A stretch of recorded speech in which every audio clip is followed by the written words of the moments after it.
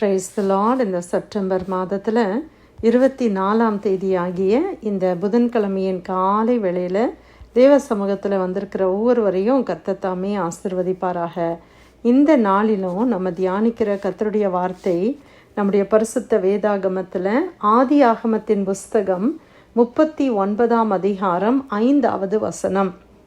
Genesis chapter 39 verse 5. அவனை தன் வீட்டுக்கும் தனக்கு உண்டான எல்லாவற்றுக்கும் விசாரணைக்காரனாக்கின போது ஆக்கினது முதற்கொண்டு கர்த்தர் யோசேப்பின் நிமித்தம் அந்த எகிப்தியன் வீட்டை ஆசீர்வதித்தார். வீட்டிலும் வெளியிலும் அவனுக்கு உண்டானவைகள் எல்லாவற்றிலும் கர்த்தருடைய ஆசீர்வாதம் இருந்தது. ஹல்லேலூயா, பிரைஸ் தி லார்ட். இந்த காலை வேளையில் அருமையான இந்த வார்த்தைக்காய் நாம் தேவனை ஸ்தோத்திரிக்கலாமா? யோசேப்பின் நிமித்தம் கர்த்தர் என்ன செய்தாராம்? எகிப்தியனுடைய வீட்டை ஆசீர்வதித்தார் என்று நம்ம தியானிக்கிறோம். ஹல்லேலூயா. அந்த யோசேப்பு பாருங்க, அம்மா அப்பா கிட்ட அவ்வளோ செல்லமாக வளர்ந்தவர் இல்லை. ஒரு டீனேஜ் பருவத்தில் அவரை விற்று போடுகிறார்கள். நமக்கெல்லாம் அந்த கதை தெரியும். அந்த விற்று போட்டவர்கள் என்ன செய்கிறாங்க? எகிப்துக்கு கொண்டு வந்து போத்திபார் என்கிற ஒரு மனிதனுடைய வீட்டிலே அடிமையாய் அவனை விற்று போடுகிறார்கள். இந்த போத்திபார் யாருன்னு சொல்லி பார்க்கும் பொழுது அவன் பார்வோனுடைய பிரதானி என்று சொல்லப்படுகிறது. அவன் தலையாரிகளுக்கு அதிபதியுமானவன் என்று சொல்லப்படுகிறது. அப்படிப்பட்ட ஒரு ரொம்ப இன்ஃப்ளூயன்ஷியல் பர்சன் இந்த போத்திபார் என்பவன். அவனுடைய வீட்டில் யோசேப்பு ஒரு அடிமையாக ஏதோ ஒரு சின்ன வேலைக்கு அவர் விற்கப்படுகிறத நம்ம பார்க்குறோம். விலைக்கு வாங்கினான். விலைக்கு வாங்கப்பட்டவன் இந்த யோசேப்பு. ஆனால் வசனம் சொல்லுது, கர்த்தர் யோசேப்போடு இருந்தார், அவன் காரிய சித்தி உள்ளவன் ஆனான். அவன் எகிப்தியன் ஆகிய தன் எஜமானுடைய வீட்டிலே இருந்தான். கர்த்தர் அவனோடு இருக்கிறார் என்றும் அவன் செய்கிற யாவையும் கர்த்தர் வாய்க்க பண்ணுகிறார் என்றும் அவன் எஜமான் கண்டு யோசேப்பினிடத்தில் தயவு வைத்து அவனை தனக்கு ஊழியக்காரனும் தன் வீட்டுக்கு விசாரணை காரணமாக்கி தனக்கு உண்டான யாவற்றையும் அவன் கையில் ஒப்புவித்தான். Praise the Lord. ஹல்லேலூயா. இப்போ எல்லாவற்றுக்கும் அதிகாரியாக யோசேப்பு வந்துவிட்டான். அவனுக்கு உண்டான எல்லாவற்றையும் அந்த போத்திபார் என்ன செய்தானா? அவனுடைய அதிகாரத்தில் கொடுத்துட்டான். ஆண்டவர் அவன் மேலே தயவு காட்டினார். அது மாத்திரம் இல்லை, கர்த்தர் யோசேப்போடு இருந்தாருன்றதை அந்த போத்திபார் பார்க்கிறான். அதனால் அவன் அதை செய்கிறான் என்று பார்க்குறோம். எல்லாம் எங்கெங்கெல்லாம் யோசேப்பு போகிறாரோ அவங்கெல்லாம் காரியம் வாய்க்க பண்ணுகிறான். எதை தொட்டாலும் ஆசீர்வாதம். அதை போத்திபார் பார்த்தோன்னே இவனுக்குள்ளே ஏதோ விசேஷமாக இருக்குதே அப்படின்னு சொல்லி அவன் அதை அறிந்து கொள்ளுகிறான். தன்னுடைய வீட்டினுடைய எல்லாவற்றையும் அவனுடைய அதிகாரத்தில் கொடுத்துட்டான். ஒரு ட்ரஸ்ட் வர்தி பர்சனாக அந்த இடத்துல யோசேப்பு இருக்கிறத நம்ம பார்க்குறோம். இன்றைக்கி நம்ம தியானிக்கிறபடி 5ஆம் வசனத்தில் அவனை தன் வீட்டுக்கும் தனக்கு உண்டான எல்லாவற்றுக்கும் விசாரணைக்காரனாக்கினது முதற்கொண்டு, அவனை எஜமானனாக அந்த போத்திபார் ஆக்கினது முதற்கொண்டு ஆண்டவர் என்ன செய்தாராம்? கர்த்தர் யோசேப்பின் நிமித்தம் அந்த எகிப்தியன் வீட்டை ஆசீர்வதித்தார். ஆமென். இதை நல்லா ஹைலைட் பண்ணிக்கோங்க. கர்த்தர் யோசேப்பின் நிமித்தம் எகிப்தியன் வீட்டை ஆசீர்வதித்தார். அந்த எகிப்தியன் ஆகிய அந்த போத்திபாருக்கு கர்த்தர் யார் என்று தெரியாது.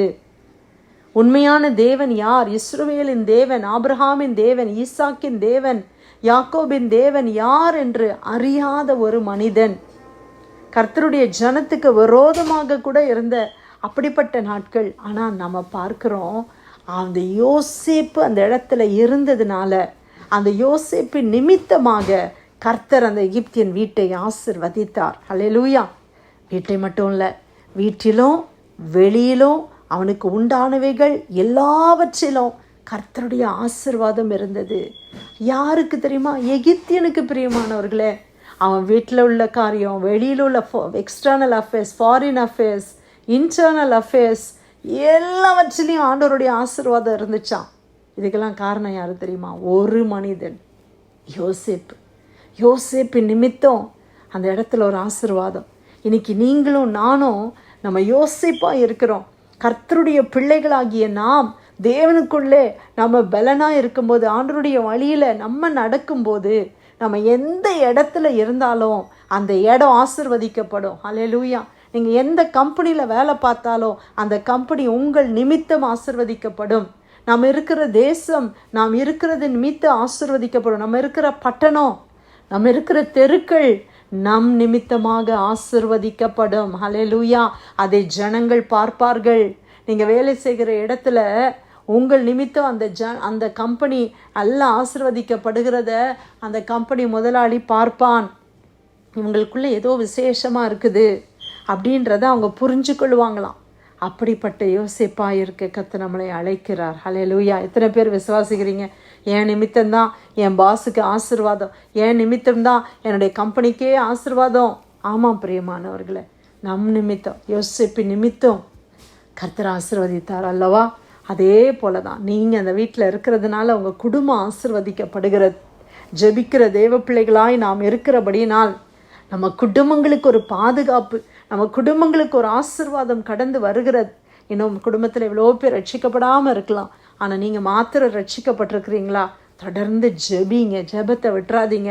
ஆண்டவருடைய கற்பனைகளை கைக்கொள்ளுகிறத விட்டுறாதீங்க, சபையை விட்டுறாதீங்க. நம்ம அப்படியா தேவ சமூகத்தில் தரித்திருக்கும் போது உங்கள் நிமித்தம் உங்கள் குடும்பம் ஆசீர்வதிக்கப்படும், உங்கள் சந்ததி ஆசீர்வதிக்கப்படும், உங்களுடைய பட்டணங்கள், உங்களுடைய வேலை செய்கிற தொழிற்சாலைகள் ஆசீர்வதிக்கப்படும். உங்களுடைய சுயமான எல்லாவற்றையும் வியாபாரங்களையும் கர்த்தர் ஆசீர்வதிப்பார். ஹல்லேலூயா. ஊழியங்களை கர்த்தர் ஆசீர்வதிப்பார்.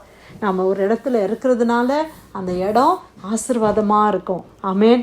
நம்ம விசுவாசிக்கிறோமா? ஆண்டவர் நம் நிமித்தமாக நம்மை சுற்றிலும் இருக்கிற ஜனங்களை ஆசீர்வதிக்க அவர் உண்மையுள்ள தேவனாக இருக்கிறார்.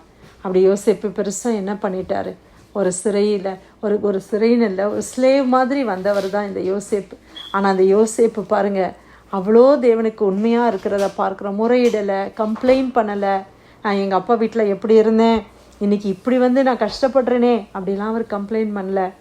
ஆண்டவர் நடத்தின பாதையில் அவர் அமைதியாக அவர் போயிட்டே இருக்கிறார். ஆண்டவருடைய கரத்தில் அவருடைய காரியத்தை அவர் ஒப்பு கொடுக்குறாரு. ஆண்டவர் எல்லா இடத்துலையும் அவருக்கு தயவை கிருபையாய் பாராட்டுகிறார். போத்திபார் வீட்டில் தயவு, சிறைச்சாலையில் தயவு, எல்லா இடத்துலையும் மனுஷங்களுடைய தயவு இந்த யோசேப்புக்கு உண்டாக காரணம் என்ன தெரியுமா? யோசேப்பு கர்த்தரோடு இருந்ததுன்றது பெருசு இல்லை, கர்த்தர் யோசேப்போடு இருந்தார்.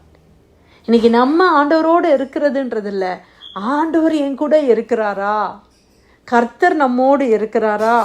கர்த்தர் நம்மோடு இருப்பாரே ஆனால் நாம் ஆசீர்வதிக்கப்படுகிறது மட்டுமல்ல, நாம் இருக்கிற இடம், இருக்கிற சூழ்நிலைகள் ஆசீர்வதிக்கப்படுகிறது. அதை ஜனங்கள் அறிந்து கொள்வார்கள். ஹல்லேலூயா. நம்ம அந்த கம்பெனியில் இல்லைன்னா அந்த கம்பெனிக்கு ஆசீர்வாதம் கிடையாது. நம்ம அந்த பர்டிகுலர் இடத்துல இல்லைன்னா அந்த பர்டிகுலர் இடத்துல ஒரு பாதுகாப்பு கிடையாது. நம்ம நிமித்தம் தேவன் ஒரு சில நன்மைகளை அந்த இடத்துல வைத்திருக்கிறார். அதற்காக ஆண்டவருக்கு நன்றி சொல்லலாமா? நீங்கள்லாம் விசேஷமானவர்கள், நம்மெல்லாம் விசேஷமானவங்க பிரியமானவர்களே. ஒரு சில இடத்துல நம்ம நினைக்கிறோம் நம்மெல்லாம் ஒன்றும் இல்லை அப்படின்னு நினைக்கிறோம். இல்லை, நீங்கள் இருக்கிறதுனால தான் அந்த வீடே ஆசீர்வாதமாக இருக்குது. நீங்கள் இருக்கிறனால தான் உங்கள் பட்டணத்தில் பாதுகாப்பு இருக்குது. அல்லேலூயா. அதற்காக கர்த்தரை ஸ்தோத்திரிக்கலாமா? ஆதியாகமம் 39:5 அவனை தன் வீட்டுக்கும் தனக்கு உண்டான எல்லாவற்றுக்கும் விசாரணைக்காரன் ஆக்கினது முதற்கொண்டு கர்த்தர் யோசேப்பின் நிமித்தம் அந்த எகிப்தியன் வீட்டை ஆசீர்வதித்தார். வீட்டிலும் வெளியிலும் அவனுக்கு உண்டானவைகள் எல்லாவற்றிலும் கர்த்தருடைய ஆசீர்வாதம் இருந்தது. ஆண்டவர் கொடுத்த நல்ல வார்த்தைக்காய் கர்த்தருக்கு நன்றி செலுத்தி பிரேயர் லைனில் வந்திருக்கிற யாராவது நம்ம ஜெபிக்கலாமா?